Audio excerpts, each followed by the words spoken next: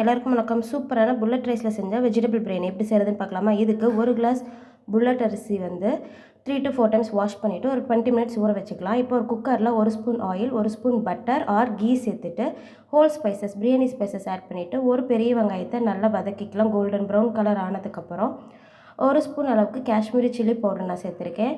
இதை நல்லா வதக்கிட்டு இது கூடவே 1.5 ஸ்பூன் அளவுக்கு ஜிஞ்சர் கார்லிக் பேஸ்ட்டு ஆட் பண்ணி ராஸ்மல் போகிற அளவுக்கு வதக்கிட்டு 2 பச்சை மிளகா, கொஞ்சம் புதினா, கொஞ்சம் கொத்தமல்லி இதெல்லாம் ஆட் பண்ணி நல்லா வதக்கி விட்டுட்டு இது கூடவே 1 டேபிள் ஸ்பூன் அளவுக்கு கெட்டியான தயிர், அப்புறம் தக்காளி, நல்லா பழுத்த தக்காளியே வந்து ஒரு பெரிய சைஸ் தக்காளியை நான் ஆட் பண்ணியிருக்கேன். மீடியம் சைஸ்னால் 2 ஆட் பண்ணி உப்பு ஆட் பண்ணி தக்காளி நல்லா தோல் பிரிகிற அளவுக்கு வதக்கிட்டு இந்த ஸ்டேஜில் ஹோம்மேட் கரம் மசாலா ஒரு 1/2 ஸ்பூன் சேர்த்துட்டு இதையும் நல்லா மிக்ஸ் பண்ணிவிட்டு தேவையான வெஜிடபிள்ஸ் ஆட் பண்ணிக்கலாம். நான் இன்றைக்கி வந்து கேரட், பீன்ஸ், அப்புறம் வேக வச்ச பட்டாணி எடுத்துருக்கேன். ஃப்ரெஷ் பீஸ் கிடச்சாலும் நீங்கள் வந்து ஆட் பண்ணிக்கலாம்.